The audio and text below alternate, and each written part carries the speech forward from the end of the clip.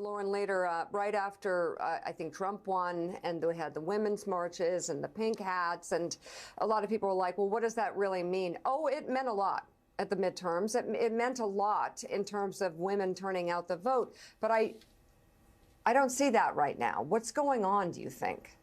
Yeah, well, Michelle's right. There is a lot of fatigue on the left generally, and I think a frustration among women that we're going backwards, that it feels like our political system is sort of hopeless. I think the other problem is among younger women voters, there's a lack of patience in a sense. We think we're going to get everything all at once, that by turning one election, by winning the Senate, the House, and the White House, that overnight a whole bunch of things are going to happen. And that's just not the reality of how our political system, and we've talked before about younger voters and their sort of apathy about the sense that they're not getting what they want from our political leaders. And rather than that being galvanizing to work longer, harder for the long term, it's turning them off. I also think, look, I think that on the left, I mean, on the right, there has been an extraordinarily effective movement over 40 to 50 years to paint feminism as a negative. And it has worked in many ways.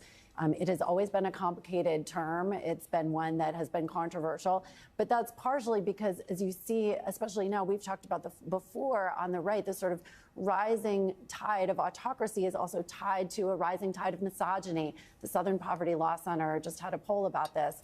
You know, we're seeing that there's this sort of anti-woman undercurrent in the rise of this autocratic movement on the far right that's tied to Trump. It's always been very anti-woman, and in some ways, it's working.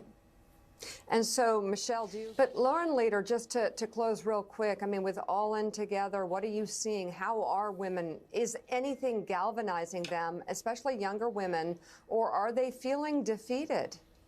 Well, no, I think that, look, part of what we see in the work that we do is that when you make politics accessible, when you make it local, when you make it personal, when you give women the tools to engage with local leaders and see that they can have an impact, they turn out, and they do. And I think the big national sort of these sense of intractability and big issues can be a turnoff. But there are solutions, and the solution really is around getting engaged. And the more women get engaged in the political process, the more they turn out, the more they do see that they can make a difference, even in a very polarizing and difficult time.